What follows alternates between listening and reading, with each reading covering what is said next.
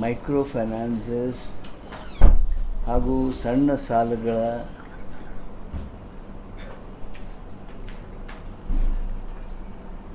ಮರುಪಾವತಿಗಾಗಿ ವಸೂಲಿಗಾಗಿ ಕೋರ್ಸಿವ್ action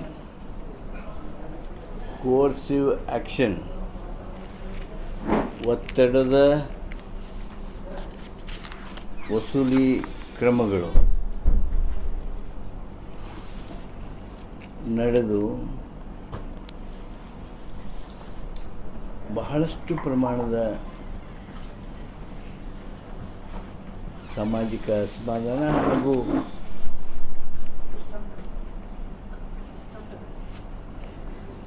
ಅನೇಕ ಕುಟುಂಬಗಳಲ್ಲಿ ಸಂಪೂರ್ಣ ಧೈರ್ಯ ಕಳೆದುಕೊಳ್ಳುವಿಕೆ ಹಾಗೂ ಆತ್ಮಹತ್ಯೆ ಮಾಡಿಕೊಳ್ಳುವಂಥ ಸ್ಥಿತಿಗೆ ಮುಟ್ಟಿರುವುದನ್ನು ನಾವೆಲ್ಲರೂ ಗಮನಿಸಿದ್ದೇವೆ. ಆ ಹಿನ್ನೆಲೆಯಲ್ಲಿ ರಾಜ್ಯ ಸರ್ಕಾರ Karnataka micro loan and small loan prevention of coercive actions ordinance 2025 ಇದನ್ನು ಸುಗ್ರೀವಾಜ್ಞೆ ರೂಪದಲ್ಲಿ ಸನ್ಮಾನ್ಯ ರಾಜ್ಯಪಾಲರಿಗೆ ನಾವು ಕಳಿಸಿಕೊಟ್ಟಿದ್ವಿ. ರಾಜ್ಯಪಾಲರು ಇವತ್ತು ಅದನ್ನು ವಾಪಸ್ ಕಳಿಸಿದ್ದಾರೆ. ಕೆಲವೊಂದು ತಮ್ಮದೇ ಆಗಿರ್ತಕ್ಕಂಥ ಅಂಶವನ್ನು ಅವಲೋಕನೆಯನ್ನು ಶರ ಅಂತ ನಾವೇನಂತೀವಿ ಅದನ್ನು ಪ್ರಸ್ತಾಪಿಸಿ ಸುಗ್ರೀವಾಜ್ಞೆಯನ್ನು ವಾಪಸ್ ಕಳಿಸಿದ್ದಾರೆ. ಈ ಸುಗ್ರೀವಾಜ್ಞೆ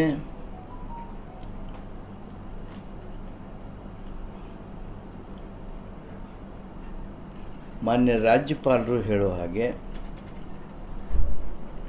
ನಾನು ರಾಜ್ಯಪಾಲ ಸಾಲವನ್ನು ಖಾಸಗಿಯಾಗಿ ಲೈಸೆನ್ಸ್ ಇಲ್ಲದೆ ನೀಡಿದರೆ ಅದಕ್ಕೆ ಹೆಚ್ಚಿನ ಬಡ್ಡಿ ವಸೂಲಿ ಮಾಡಿದರೆ ಅದು ಕಾನೂನು ವಿರೋಧಿ ಕ್ರಮವಾಗುತ್ತದೆ. ಅಂಥ ಸಾಲವು ವಸೂಲಿಗೆ ಅರ್ಹವೂ ಅಲ್ಲ, ಯೋಗ್ಯವೂ ಅಲ್ಲ.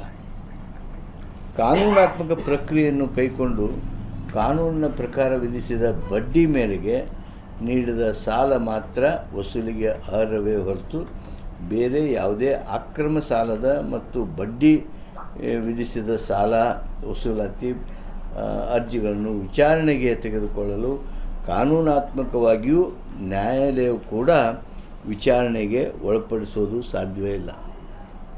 ಯಾವುದು ಅನ್ರಿಜಿಸ್ಟರ್ಡ್, ಅನ್ಲೈಸೆನ್ಸ್ಡ್, ಇಲ್ಲೀಗಲ್ ಎಲ್ಲ ಇರ್ತದೆ ಅದನ್ನು ಕೋರ್ಟ್ನವ್ರು ಈಗಲೂ ಕನ್ಸಿಡರ್ ಮಾಡೋಕ್ಕೆ ಬರೋಂಗಿಲ್ಲ. ಅವ್ರಿಗೆ under no act they can consider. ಅದನ್ನು ನಾವು ಪ್ರತಿಕ್ರಿಯಿಸಿದ್ದೇವೆ. ಇಂಥ ಸಾಲ ವಸೂಲಿ ಮಾಡಲು ಮತ್ತು ವಿಧಿಸಿದ ಬಡ್ಡಿಯನ್ನು ಕಾನೂನಾತ್ಮಕವಾಗಿ ಕೂಡ ಲೈಸೆನ್ಸ್ ಇಲ್ಲದೆ ನೋಂದಾಯಿತವಲ್ಲದ ಸಾಲ ನೀಡುವುದು ಮತ್ತು ಸಾಲವನ್ನು ವಸೂಲಿ ಮಾಡುವುದು ಸಂವಿಧಾನಾತ್ಮಕವಾಗಿ ಕೊಡಮಾಡಿದ ಮೂಲಭೂತ ಹಕ್ಕು ಎಂದು ಪರಿಗಣಿಸುವುದಾದರೆ, ಅಂದರೆ ಅವರು ಹೇಳ್ತಾರೆ ಇದನ್ನು ಫಂಡಮೆಂಟಲ್ ರೈಟ್ ನೀವು ಕಸ್ಕೊಂಡಂಗೆ ಆಗುತ್ತೆ ಅಂತೇಳಿ.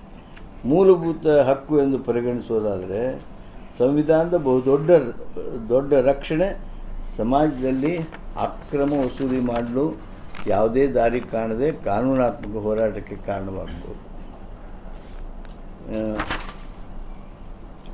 ಸಮಾಜದಲ್ಲಿ ಅಕ್ರಮ ಬಡ್ಡಿ ವಿಧಿಸಿ ಅಕ್ರಮವಾಗಿ ಕಾನೂನು ಬಾಹಿರವಾಗಿ ಸಾಲ ವಸೂಲಿ ಮಾಡುವ ವ್ಯಕ್ತಿಗಳಿಗೆ ಲಭ್ಯವಾಗುತ್ತದೆ.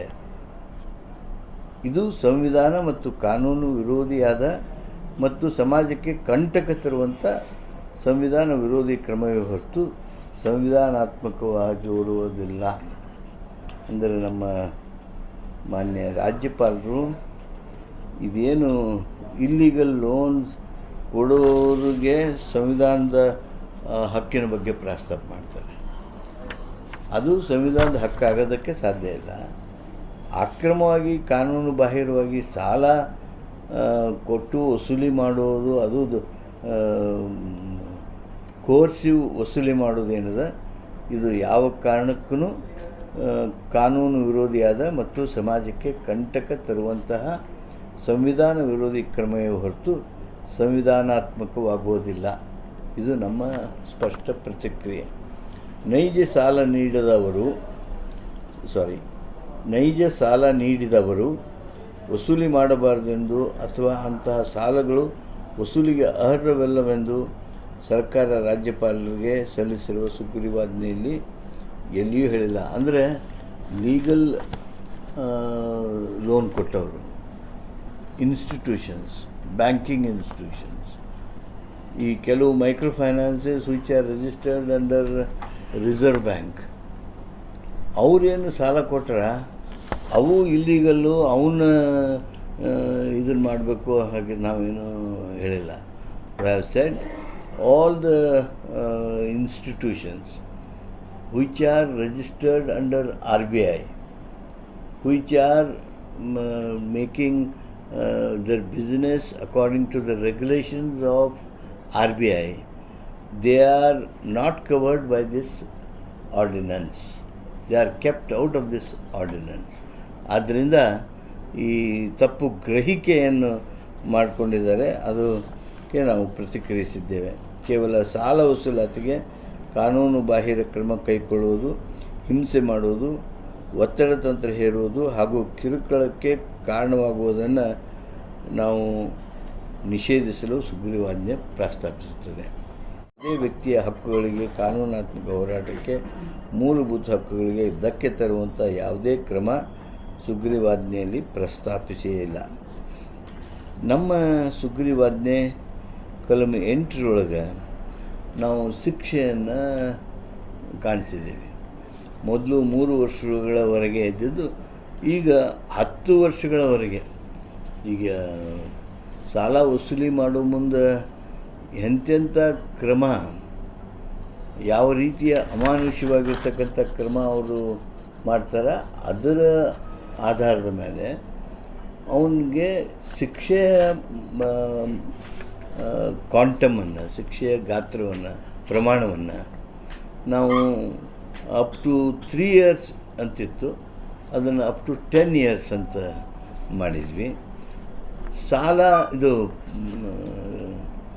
ದಂಡ ಅಪ್ ಟು 5,000 ಏನಾಯಿತು, ನಾವು ಅಪ್ ಟು 5 lakhs ಮಾಡಿದ್ವಿ. ಅದನ್ನ ಗವರ್ನರ್ ಏನು ಒಂದು ಪಾಯಿಂಟ್ ಮಾಡ್ತಾರೆ, ನೀವು ಸಣ್ಣ ಸಾಲ ಇದಕ್ಕೆ 3 ಲಕ್ಷ ಇಷ್ಟ ಇರ್ತದೆ, ನೀವು ದಂಡ 5 ಲಕ್ಷ ಮಾಡ್ತಿರಲ್ಲ, ಇದು ಸಾಲ ವಸೂಲಾತಿ ಅಲ್ಲ. ಅವ ಹಿಂಸೆ ಮಾಡಿದರೆ ಅವನಿಗೆ ಮಾಡುವಂಥ ಆ ಗುನ್ನೆದ ಹಿನ್ನೆಲೆಯೊಳಗೆ ನೀಡ್ತಕ್ಕಂಥ ಶಿಕ್ಷೆ ಹಾಗೂ ದಂಡ. ಆದ್ದರಿಂದ ಸಾಲದ ಮೊತ್ತದ ಮೇಲೆ ಈ ದಂಡವನ್ನು ನಾವು ಹಾಕಲಿಕ್ಕಾಗೋದಿಲ್ಲ ಅನ್ನೋದನ್ನು ರಾಜ್ಯಪಾಲರಿಗೆ ನಾವು ಈಗಾಗಲೇ ತಿಳಿಸ್ತಾ ಇದ್ದೇವೆ. ನಮ್ಮ ಪ್ರತಿಕ್ರಿಯೆ ಅದು. ಇನ್ನು ಸಾಲ ನೀಡುವ ಸಂಸ್ಥೆಗಳು ತಾವು ನೀಡಿದ ಸಾಲಕ್ಕೆ ಯಾವುದೇ ಭದ್ರತೆ ಪಡೆಯದಂತೆ ಈಗಾಗಲೇ ಪಡೆದಿರುವ ಭದ್ರತೆಗಳನ್ನು ಹಿಂದಿರಿಸುವಂತೆ ಕಾನೂನಿನಲ್ಲಿ ಅವಕಾಶ ಒದಗಿಸಲಾಗಿದೆ. ಹೌದು, ಈಗೇನು ಮನಿ ಲೆಂಡರ್ಸ್, ಅನ್ರಿಜಿಸ್ಟರ್ಡ್ ಮನಿ ಲೆಂಡರ್ಸ್, ಅನ್ಲೈಸೆನ್ಸ್ಡ್ ಮನಿ ಲೆಂಡರ್ಸ್, ಈಗ ಯಾರ್ದಾರ ಒಂದು ಒತ್ತಿ ಇಟ್ಕೊಂಡಿದ್ರು ಅಂತ ತಿಳ್ಕೊಳ್ರಿ, ಯಾವುದರ ಹೊಲದ ಕಾಗದ ಇಟ್ಕೊಂಡಿದ್ರು, ಸೈಟದ ಕಾಗದ ಇಟ್ಕೊಂಡಿದ್ರು, ಅವುಗಳನ್ನು ಅವರು ವಾಪಸ್ ಕೊಡಬೇಕು ಅನ್ನೋದು ನಮ್ಮ ಸುಗ್ರೀವಾಜ್ಞೆಯ ಒಂದು ಪ್ರಮುಖವಾಗಿರ್ತಕ್ಕಂಥ ಅಂಶ. ಅದನ್ನು ಅವರು ಪ್ರಸ್ತಾಪ ಮಾಡ್ತಾರೆ. ಇದು ಈ ನಿಬಂಧನೆಯ ಸರಳವಾಗಿ ಓದಿದಾಗ ಸರ್ಕಾರಿ ಬ್ಯಾಂಕ್ಗಳಿಗೆ ಅವಲಂಬಿಸುವ ಸಾಲದ ನಿಯಮಗಳು ತತ್ವ ವಿರೋಧಿಯಾದ ನಿಬಂಧನೆ ಆಗಿದೆ. ಇದು ಸಹಕಾರಿ ಬ್ಯಾಂಕ್ಗಳಾಗಲಿ ಸರ್ಕಾರಿ ಬ್ಯಾಂಕ್ಗಳಾಗಲಿ ಇದು ಸಂಬಂಧ ಬರೋದಿಲ್ಲ. ಇದು ಖಾಸಗಿ ಅನಧಿಕೃತ ನೋಂದಣಿ ಮಾಡದೇ ಇರೋರು ಇವರು ಮಾಡುವ ಸಾಲಗಳಿಗೆ, ಇವರು ನೀಡುವ ಸಾಲಗಳಿಗೆ ಇವನ್ನ ಇಟ್ಕೋತಕ್ಕದ್ದಲ್ಲ ಅನ್ನೋದನ್ನು ಸ್ಪಷ್ಟವಾಗಿ ಹೇಳಿರುವಾಗ ಈ ಕಿರುಸಾಲ ನೀಡುವ ಸಂಸ್ಥೆಗಳು ಯಾವುದೇ ಭದ್ರತೆಯನ್ನು ಪಡೆಯದೇ ನೀಡಬೇಕು ಅಂಥೇಳಿ ಈ ಮೈಕ್ರೋ ಫೈನಾನ್ಸಸ್ದು ಈಗ ರಿಸರ್ವ್ ಬ್ಯಾಂಕ್ನವ್ರು ಏನು ರೆಗ್ಯುಲೇಟ್ ಮಾಡ್ತಾರೆ, ಅವರೂ ಸಹಿತ ಈ ಮೈಕ್ರೋ ಫೈನಾನ್ಸ್ನವ್ರಿಗೆ, ಸ್ಮಾಲ್ ಫೈನಾನ್ಸ್ನವ್ರಿಗೆ ನೀವು ಒತ್ತಿ ಇಟ್ಕೋಬಾರ್ದು, ಕೊಲ್ಯಾಟ್ರಲ್ ಸೆಕ್ಯೂರಿಟಿ ತೊಗೋಬಾರ್ದು ಅಂಥೇಳಿನ ಅವ್ರದ್ದು ವಿಶೇಷವಾಗಿರ್ತಕ್ಕಂಥ ನಿರ್ದೇಶನ. ಅಂಥದ್ದು ಇರುವಾಗಲೂ ಸಹಿತ ನಾವು ಇಲ್ಲಿ ಅದನ್ನು ನೀವು ಕಾಣಿಸಿದಿರಿ ಅಂಥೇಳಿ ಅವರ ಆಕ್ಷೇಪ ಏನಿದೆ, ಆ ಆಕ್ಷೇಪಕ್ಕೆ ನಾವು ನಮ್ಮ ಪ್ರತಿಕ್ರಿಯೆಯನ್ನು ಮಾಡಿದ್ದೇವೆ. ಮಹತ್ವದ